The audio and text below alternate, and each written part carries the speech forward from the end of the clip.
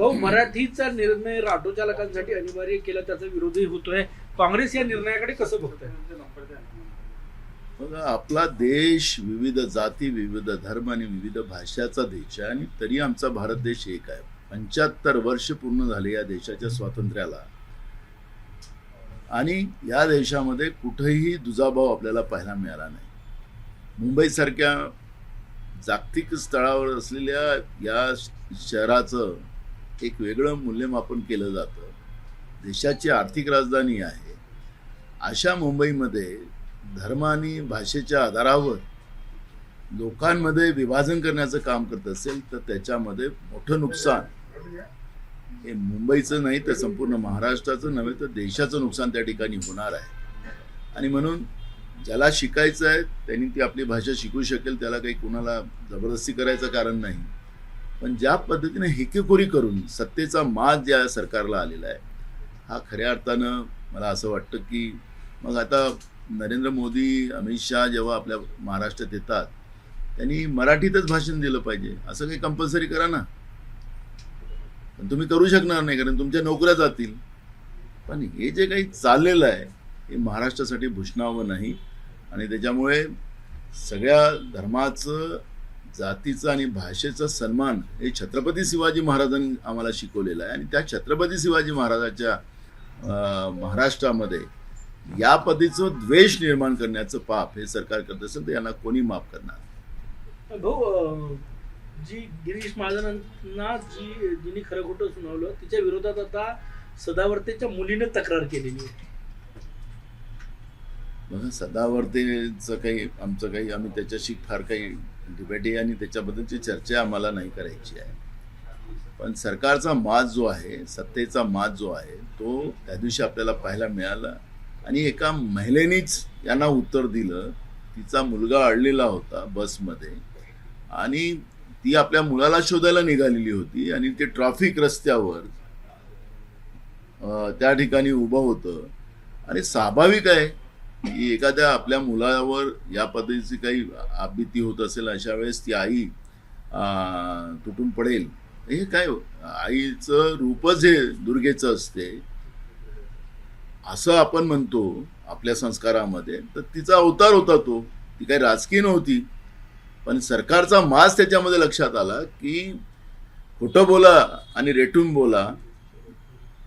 जे काही 2023 मध्ये संसदेमध्ये कायदा पारित झाला, बहुमतानं झाला, एकमतानं झाला, काँग्रेसनी सपोर्ट केला त्या कायद्याला आणि तुम्ही लागू करत नाही. एकीकडे महिलावर अन्याय आपणच करायचा आणि एकीकडे महिलांसाठी आम्हीच आहो अशा पद्धतीचा दिखावा करण्याची, नौटंकी करण्याचं जे पाप महाराष्ट्रातलं सरकार करते आणि त्याचा परिणाम त्या दिवशी एका महिलेनीच यांची जागा दाखवण्याचं काम केलेलं आहे. आणि ते बरोबर आहे, त्याचं आम्ही समर्थन करतो. उद्धव ठाकरे यांना MLC दिल्याचं ठरलेलं आहे. जवळपास काँग्रेसची काय भूमिका आहे? कारण की राज्यसभा शरद पवारांना गेली, आता विधान परिषद जर त्यांना असेल तर काँग्रेसच्या तोंडाला पानं पुसल्यासारखं आहे महाविकास आघाडीची. बघा, संघटनेचे आमच्या PCC असेल किंवा CLP असेल त्यांनी जे वक्तव्य केलेलं आहे त्याप्रमाणे काही निर्णय झाले असतील त्याच्या पद्धतीने त्यांनी सांगितलेलं आहे. त्याच्यामुळे पक्ष जो निर्णय करेल त्याच्याबरोबर आम्ही आहोत. पण विधान परिषदेवर एकूणच काय म्हणणं आहे उद्धवजींच्या? तुम्ही अध्यक्ष असताना ते मुख्यमंत्री होते. मला आता त्याच्यावर प्रतिक्रिया करत द्यायची नाही आहे. मूळ प्रश्न आहे की आता जे आमचं PCC आणि CLPने जे वक्तव्य काल केलेलं आहे, जो काही निर्णय ते घेतील त्याला आम्हाला समर्थन द्यायचं. भारताचे माजी सरन्यायाधीश BR गवई यांनी नुकतंच बागेश्वर धाम यांची भेट घेतली. बागेश्वर धामचे जे आहेत तिथचे त्यांनी असं म्हटलं ट्विट करून किंवा पूज्य सरकार का आशीर्वाद पुरे समाज पर ऐसे ही बनते रहे. ते एकंदरीतच गवई यांच्या बागेश्वर धाम यांच्या भेटीवर आणि अनिसनं केलेले आरोप त्यावर काँग्रेस पक्ष कसं बघतो? आता ते माजी झालेले आहेत, ते आजी राहिले असते तर त्याच्यावर प्रतिक्रिया देऊ. व्यक्ती स्वातंत्र्य आहे, त्याच्यामुळे त्यांनी माजी झाल्यानंतर काय करावं, कसं राहावं, चीफ जस्टिस ऑफ इंडिया म्हणून त्यांनी कसं राहिलं पाहिजे हे त्यांनी ठरवायचं आहे. त्याच्यामुळे मला वाटतं की त्याच्यावर प्रतिक्रिया नाही दिली ती बरं होईल. महिला आरक्षण विधेयकावरून प्रेस कॉन्फरन्स युद्ध सुरू आहे. भरगतचा प्रेस कॉन्फरन्स भाजपच्या सुरू आहे, देशभरात तुमच्याही सुरू आहे. हे जनतेपर्यंत जो तुम्ही मेसेज देण्याचा प्रयत्न करताय की हे डिलिमिटेशन बिल आहे, महिला आरक्षण बिल नाही आहे, या प्रेस कॉन्फरन्समुळे काही फायदा होतोय का तुम्हाला? बघा, आम्हाला तर फायदा होणारच आहे, लोकांना हे कळलेलं आहे. गोदी मीडियाने दाखवलं नाही तरी सोशल मीडियावर त्या पद्धतीची प्रतिक्रिया सगळ्या स्तरातून आपल्याला पाहायला मिळते आहे. त्यामुळे मला असं वाटतं की भाजपनी कितीही पाप लपवण्याचा प्रयत्न केला, महिलावर अन्याय करणारी भाजपची जी परंपरा आहे ती या निमित्तानं पुढं आलेली आहे. आणि ते पाप लपवण्यासाठी हा प्रयत्न केला जातो. आपल्याला लक्षात असेल, जेव्हा 2023 21 सप्टेंबर 2023 महिला विधेयक पारित झाल्यानंतर आपल्या देशातले प्रधानमंत्री गुजरातमध्ये जाऊन आपला मोठा सत्कार केला. हे सगळ्या देशांनी नाही, जगाने पाहिलेलं आहे. त्यामुळे एकीकडे सत्कार करायचं, एकीकडे 2024 त्या निवडणुका जेव्हा लोकसभेच्या आल्या त्यावेळेस त्याच्यात महिला आरक्षण न देणं आणि हे पाप लपवण्याचा एक प्रयत्न, असफल प्रयत्न हे करतात आहेत. आणि 131वी घटना दुरुस्ती जी आहे ही घटना दुरुस्ती देश तोडण्यासाठी होती, देशाला एकत्रित ठेवण्यासाठी नव्हती. आणि त्याच्यामुळे हे सगळ्या लोकांना कळलेलं आहे. त्याच्यामुळे मला असं वाटतं की भाजप कितीही केलं, कितीही मोर्चे काढले, काही केले, आणि त्या महिलांचंही आपण पाहिलं असेल, त्या महिलांना माहीतच नाही आम्ही कशासाठी मोर्चाला आलो, म्हणजे या महिला आणल्या गेल्या होत्या. त्यामुळे भाजपचा ही नौटंकीपणा आता देशाच्या लोकांनी ओळखून घेतलेला आहे, हे त्याच्यातून स्पष्ट झाले. पश्चिम बंगाल आणि तमिळनाडूमध्ये जे बंपर वोटिंग झालं, असं म्हणतात की परिवर्तनासाठी हे वोटिंग आहे. भाजपने विश्वास व्यक्त केला की पश्चिम बंगालमध्ये आम्ही चांगल्या मतांनी येतोय, जे वोटिंग झालं. एक बघा, भाजप पश्चिम बंगालमध्ये येऊ शकत नाही, पण आता निवडणूक आयोगच त्यांच्या बरोबर आहे आणि EVM मशीन त्यांच्या बरोबर आहे. ते पाप त्याच्यातून केलं तरच निवडून येऊ शकतील, अनाथा निवडून येऊ शकत नाही. आणि त्याच्यामुळे ही बंपर वोटिंग ही जी झालेली आहे ही भाजपच्या अत्याचारी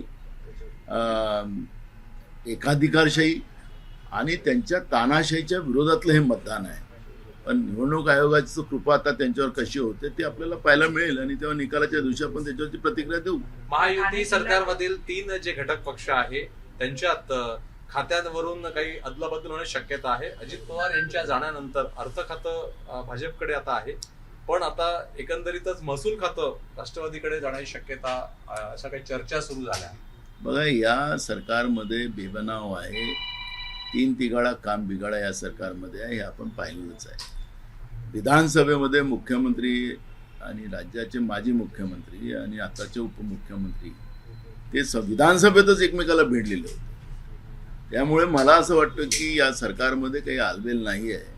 हे मलाईदार खाते कोणाकडे असेल, मलाई कोणाला राज्य कसं लुटता येईल, हे या सरकारमधून पाहायला मिळतं. मी तुम्हाला एक सांगतो की मी पुढच्या आठवड्यात राज्याच्या मुख्यमंत्र्याला आणि राज्याच्या उपमुख्यमंत्र्याला आम्ही एक पत्र देणार आहे. विधानसभेतील तो विषय आणून राज्यातले 4 IAS सिनियर अधिकारी ते फुटानं टेप लावून किती जमीन, किती लोकांना काय भाव असेल त्याच्यावर पैसे घेण्याचं काम करताय. मोठ्या संपत्त्या त्यांनी गोळा केलेल्या आहे. त्या 4ही अधिकाऱ्यांवर कशी कारवाई सरकार करेल आम्ही दिलेल्या प्रस्तावाच्या नंतर त्याच्यावर माझं लक्ष राहणार आहे. विधानसभेमध्ये तो मुद्दा आम्ही उपस्थित करू आणि हे 4ही जे IAS सिनियर अधिकारी आहेत जे आता प्रशासनाच्या मुंबई याच्यामध्ये आहेत, त्या सगळ्यांचं पूर्ण डिटेल आम्ही आता आमच्याजवळ घेतलेलं आहे. त्याच्यामुळे सरकारमध्ये चाललेला भ्रष्टाचार, सरकार जे भ्रष्टाचार करते त्याचे परिणाम प्रशासनावरही आपल्याला पाहायला मिळतं. आणि सर्रास IAS अधिकारी या पद्धतीनं टेप लावून फुटीनं पैसे गोळा करण्याचं जे पाप चाललेलं आहे, तर हे सरकारच्याच आशीर्वादाने चाललेलं आहे आणि सरकारच्याच भ्रष्टाचारामुळे चाललेलं आहे. म्हणून आता पहिले प्रशासनावर आम्ही त्या पद्धतीचा कंट्रोल आणण्याचा प्रयत्न करू आणि नंतर मग सरकारला त्याच्यामध्ये तावडीत पाहू. हे अधिकारी कोणत्या विभागाचे आहे, मुंबईत आहे तुम्ही म्हणता, आणि कोणत्या मंत्रालयाशी संबंधित? अरे, जमीन म्हटलं तर तुम्हाला समजलं आता काय, जमीन कोणाकडे असतं, अनेक विभाग आहेत त्याच्यामध्ये जमिनीचे. त्यामुळे समजण्यावाल्यासाठी इशारा कापी आहे. त्यामुळे आमची भूमिका जी आहे, आम्ही जेव्हा यांना पत्र देऊ त्या विषयावरचं त्यावेळेस सरकार काय कारवाई करते, नाही तर सरकारही त्यांच्यासोबत मिळालेली आहे का, हे त्याच्यातून स्पष्ट होईल. भाऊ, यापूर्वी वसई विरार महानगरपालिकेचे आयुक्त यांच्यावर ईडीची कारवाई झाली, शेकडो कोटी रुपये तेव्हा बाहेर पडले. या सगळ्या याच्यामध्ये हे तुमचं जे आरोप आहे हे महानगरपालिका आयुक्त या लेवलवरती आहे का त्याच्यावरचे अधिकारी आहे, आणि मुंबई NMR रिजन मधलं हे आहे का मुंबईचा आहे? काही संकेत? मी तुम्हाला सांगत आहे की हे महानगरपालिका पुरतं नाही, त्याच्यावरचे अधिकारी आहेत हे एवढा इशारा या निमित्तानं करतो. या निमित्तानं एक आरोप असाही झाला होता की जे अधिकारी मित्र पक्षाच्या जवळचे आहेत त्या अधिकाऱ्यांवरतीच कारवाई झाली. 3 पक्ष आहे, 3 पक्षांच्या अधिकारी जवळचे आहेत, तर तुमचे हे जे तुमचा इशारा जो आहे ते अशाच पद्धतीनं कोणत्या पक्षाजवळचे आहे? 3 पक्षाच्या जवळचे आहे. त्यामुळे मला असं वाटतं की ह्या जो भ्रष्टाचाराचा जो कळस या सरकारने ओलांडलेला आहे त्याचा असर त्याच्या प्रशासनावर आलेला आहे, आणि प्रशासनामधले जे सिनियर अधिकारी आहेत ते सुद्धा त्याच्यात संबंधित आहेत. आणि म्हणून मी 4 पहिल्या याच्यामध्ये 4 लोकांचाच रिपोर्ट आम्ही तयार केलेला आहे आणि पुराव्यासहित केलेला आहे. ते आम्ही सरकारच्या समोर मांडू, नाहीतर विधानसभेत त्याचा प्रॉपर पोस्टमॉर्टम आम्ही करू. ठाणे जिल्ह्यात महिला व बालविकास विभागानं नवीन पुनर्वसन योजनेत कोट्यवधी रुपयाचे घोटाळा झालेला आहे, आणि या संदर्भात आदित्य तटकरे यांनी संबंधित कंत्राटदारांना ब्लॅकलिस्टमध्ये टाकण्याच्या. मला एक कळत नाही या सरकारचं, तटकरे ज्या मॅडम आहेत त्यांचंही कळत नाही. 75 कोटी रुपयाचा तो भ्रष्टाचार आहे एका ठाणे जिल्ह्यातला. ती कीड पूर्ण महाराष्ट्रात आहे, आणि त्याच्यामुळे एखाद्या ठिकाणी एखाद्या पत्रकारांनी किंवा बातमीच्या आधारावर किंवा मीडियानी माध्यमांनी दाखवलेल्या बातमीच्या आधारावर हे सांगत असतील, पण हे पूर्ण राज्यात आहे. आम्ही सगळं सांगितलेलं आहे, सरकार कारवाई करायला तयार नाही. आता त्या ती जी कोण सप्लाय एजन्सी असेल त्याच्यावर आम्ही आता त्याला ब्लॅकलिस्ट करू असं सांगतात आहे. हे राज्यालाच कीड लागलेली आहे, आणि या माहितीच्या सरकारमध्ये त्याचं प्रमाण मोठ्या प्रमाणात वाढलेलं आहे, आणि त्याच्यामुळे भ्रष्टाचारामध्ये मिसळलेली ही सरकार. म्हणून मी मगाशी पहिला प्रश्न केला की सिनियर IAS अधिकारी अशा पद्धतीनं जमिनीत मोजायला समजा टेपनी पैसे मोजून घेत असतील, तर मी तुम्हाला त्याचा अर्थच मी सांगितलं की किती भ्रष्टाचारामध्ये हे पूर्ण हे सरकारच राज्याच्या जनतेचा पैसा कसा लुटते आहे याचे खूप सारे उदाहरण देता येईल. महिला बालविकास विभागही आहे त्याच्यामध्ये. अजित पवार यांच्या जाण्यानंतर, निधनानंतर आता राष्ट्रवादीमध्ये जबाबदाऱ्यांची जे निश्चितीकरण झालेलं आहे, यामध्ये सुनेत्रा पवार ज्या राज्यभर फिरतील, पार्थकडे दिल्ली आणि मुंबईची जबाबदारी असेल, तर जय पवार यांच्याकडे बारामती आणि पुण्याची जबाबदारी असेल. एकंदरीतच पक्ष त्यांचा टिकवण्यासाठी सगळा संघर्ष सुरू आहे, आणि संकटाच्या काळात पक्ष आहे. बघा, त्यांच्या पक्षाचे निर्णय त्यांनी घ्यायचे आहेत. त्यांच्या पक्षामध्ये आम्ही लुडबुड करून आम्हाला काय त्याच्यात प्राप्त होणार आहे, त्याच्यामुळे तो आमचा भाग नाही. भाजप त्यांच्या पक्षामध्ये लुडबुड करते आहे, आणि त्यांचे आमदार तोडायला प्रयत्न चालू झालेला आहे, त्यांचे काही मंत्री तोडायचा प्रयत्न सुरू झालेला आहे. त्यामुळे आम्हाला त्याच्यामध्ये काही लुडबुड करायचं कारण नाही, पण भाजप आपल्या कामाला लागलेली आहे हे तुम्हाला मी या निमित्तानं सांगेन. लव जिहादच्या काही प्रकरणं पुढे आल्या. मुंबईत सुद्धा दररोज काही प्रकरणं, काही आरोप प्रत्यारोप होत आहेत. नागपुरात झालं, नाशिकमध्ये झालं, मुंबईत आहे. काँग्रेस पक्षाची काय भूमिका एकंदरीत हे सगळं लव जिहाद आणि मला एक धर्मांतर प्रकरण? मी तुम्हाला एक गोष्ट आपल्याला या निमित्तानं सांगतो की जो कोणी या पद्धतीचा पाप करतो, सरळ धर्मावर आणण्याचं जे पाप सुरू झालेलं आहे त्याला पहिले या सरकारने थांबवलं पाहिजे. मग खराच्या प्रकरणामध्ये हिंदू धर्माचेच लोक असे, आता एका अजून बाबानं रुद्राक्ष देऊन एका बाईवर अत्याचार केला नाशिकमध्ये, तर मग आता हिंदू धर्मामध्ये या पद्धतीचे लोक आहेत असं म्हणायला जायचं काय? तो खरात असो, कोणता भोंदू बाबा असो, कोणी मुस्लिमचा कोणी एखादा व्यक्ती असो, या पद्धतीचं करतात त्याच्यावर कारवाई केली पाहिजे. पण धर्मावर सरळ डायरेक्ट टीका करण्याचं जे काम महाराष्ट्रामध्ये सुरू झालेलं आहे, हा महाराष्ट्र तोडण्याचा प्रकार आहे. आणि भाजपचे मोठे मोठे नेते या पद्धतीचं जेव्हा स्टेटमेंट करतात त्यांना त्याचं थोडंसंही सोयसुतूक नाही की आम्ही संविधानामुळे इथपर्यंत पोहोचलो. धर्म, भाषा आणि या सगळ्या गोष्टीचं किती आम्ही ताळमेळ ठेवला पाहिजे. गुन्हेगाराची जात नसते हे आम्ही सातत्यानं सांगितलेलं आहे, पण गुन्हेगार एखादा मुस्लिम राहिला की त्याला टार्गेट करायचं आणि त्या धर्माला टार्गेट करायचं. मग उद्या मुसलमान आपल्या हिंदू धर्मावर टार्गेट करतील, असं नाही झालं पाहिजे. आखरी धर्म कुठलाही असो, पण व्यक्ती त्याच्यामध्ये दोषी असते आणि त्या व्यक्तीला टार्गेट केलं पाहिजे आणि त्याला पनिशमेंट दिली पाहिजे आणि कायद्यामध्ये प्रोव्हिजन केलं पाहिजे की अशा पद्धतीचं कोणी करत असेल त्याला फाशीची सजा द्या, तो कुठल्याही धर्माचा असो, की दुसऱ्यांदा या पद्धतीनं कुठलाही पाप या शाहू फुले आंबेडकरांच्या महाराष्ट्रात होता कामा नये, अशा पद्धतीची भूमिका आमची आहे. हो, ते शिवसेनेचे आमदार गायकवाड यांनी जे गोविंद पानसरेंचं शिवाजी महाराजांवरचं पुस्तक होतं त्या प्रकाशकाला जीवे मारण्याची धमकी दिली आहे, कशा अर्थानं पाहतो? बघा, मी तुम्हाला वारंवार सांगतो की या सरकारला किती माज आलेला आहे, सरकारमध्ये राहणाऱ्या आमदारांना कसा माज आलेला आहे. कारण की यांना लोकांची गरजच नाही आहे. निवडणूक आयोगाच्या कृपेने बेईमानीनं हे सरकार आलेलं आहे. मी आज नाही अनेकदा सांगतोय, सुरुवातीपासून सांगतोय. आणि बेईमानीने निवडून आल्यानंतर यांना लोकांची गरजच नाही. हे काही पण बेभान त्याचं यांच्या जिभेला वाटेल त्या पद्धतीनं बोलतात. तुम्ही बघा की मोर्चे काढले जातात विरोधकांकडून किंवा सामान्य जनतेकडून, तर सरकारचा कोणी चपरासी पण तिथं जात नाही त्यांच्यापर्यंत. राहा तुम्ही मरा. आणि सरकारने घाबरलं पाहिजे लोकांच्या प्रश्नाला. आता आपण ज्या नागपूरमध्ये आहोत, आता 2 बारवर परवाच्या दिवशी तिथं हमले झाले. एकाला तर मारलं जरीपटकामध्ये, जिवंतच मारलं. एक दुसऱ्या भागामध्ये आपण पाहिलं की त्याचा मॅनेजर आणि त्या मालकाला बेदम मारलं. काय म्हणजे म्हणजे या नागपूर शहरामधला मुख्यमंत्री, राज्याचे गृहमंत्री आणि धडाकेबाज निर्णय करणारे महाराष्ट्र शासनामध्ये महसूल मंत्री ते नागपूरचे पालकमंत्री आहेत. आता मला सांगा की कंट्रोल राहिला की नाही राहिला? हो, काल तुम्ही दिवसाढवळ्या लोकांना मारलं जात आहे.